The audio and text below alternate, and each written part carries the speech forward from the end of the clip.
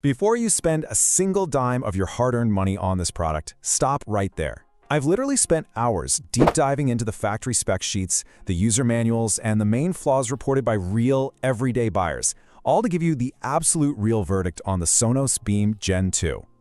Welcome to Tech Verdict Central, folks. We are the channel that chews through the dense spec sheets and does all the heavy lifting of research so you can buy better, smarter, and absolutely without regrets. In this explainer, we're doing a pure, strictly technical analysis and data curation. You won't find any superficial, physical unboxing fluff here, because our entire goal is to give you the raw, researched authority on what this device actually delivers behind all that flashy marketing hype. And hey, just to make your life a little bit easier right off the bat, if you already want to secure the lowest price from a completely reliable seller, the official and safe link is right down there in the description. Alright, we know your time is valuable, so let's get straight to the technical data. Section 1. Specs and core functions. Let's dive right into this technical data and see what this product actually is at its core.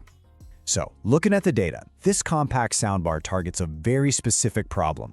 It's engineered for buyers who want that premium home theater audio, specifically Dolby Atmos, but they absolutely do not want the massive visual footprint of a giant surround system taking over their living room. The core specs reveal a really tight form factor, a slick app-based setup, and a massive emphasis on expandability within the Sonos ecosystem. Now here's where it gets really interesting.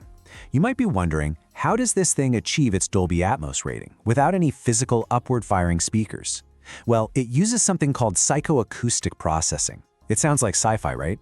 Basically, instead of physically bouncing sound off your ceiling, it leverages advanced audio engineering to literally trick your ears into perceiving height and spaciousness. And looking at buyer reports, this processing genuinely shocks first-time listeners. It creates an immersive soundscape that seems, honestly, almost impossible given its modest physical size.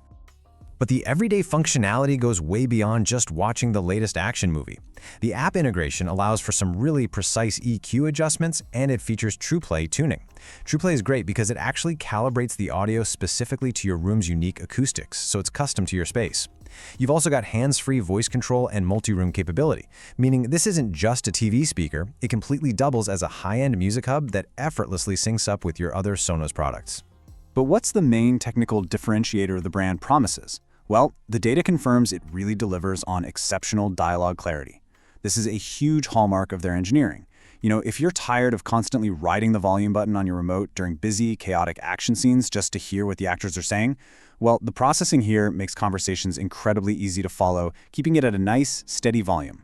It's a real game changer for movie night. However, there is a highly specific point here that could completely change your buying decision. In just a bit, I'm going to show you a strict detail hiding in the connection specs that the brand kind of downplays. But first, let's look at the honest pros we've curated from the data. Section 2. Honest pros and features.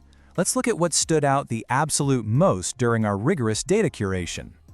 So, what do we like most? The build quality is just exceptionally solid. It features this really refined, minimalist aesthetic that feels truly premium the second you pull it out of the box. But beyond just looks, that genuine Atmos immersion it pushes out from such a tiny footprint is a massive pro.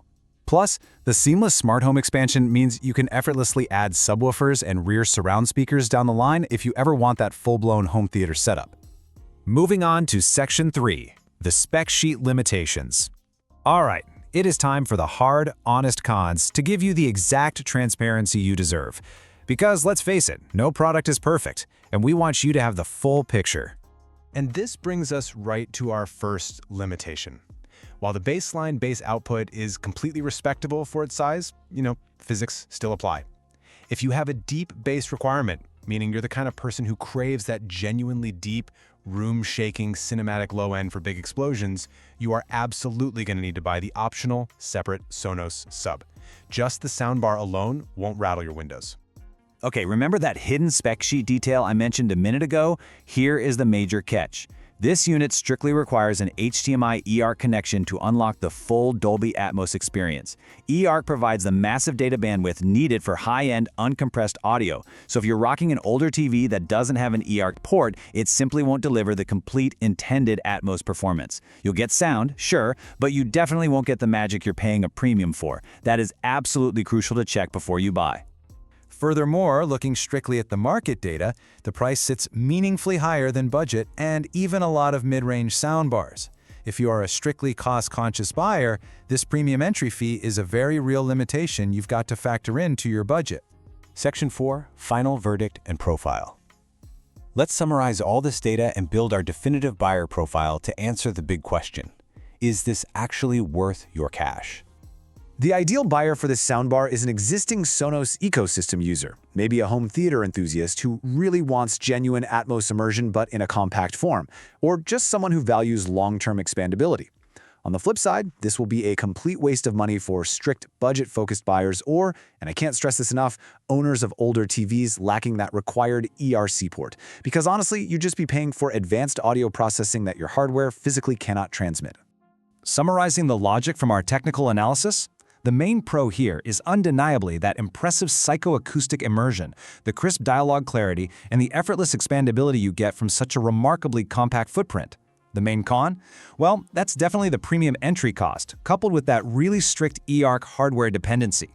If the specs and limitations of this product actually make sense for your specific needs and your TV setup, remember that the safe, officially discounted link straight from Amazon is waiting for you right down below in the description and the pinned comment. Buying through that exact link ensures you get the right model safely and securely. Happy shopping! And to leave you with a final thought from today's explainer, with psychoacoustic audio processing getting this incredibly advanced, how much longer until massive, space-consuming physical surround sound systems become totally obsolete? It's pretty fascinating to think about, right? Anyway, thanks for digging into the data with us, and we'll catch you in the next explainer.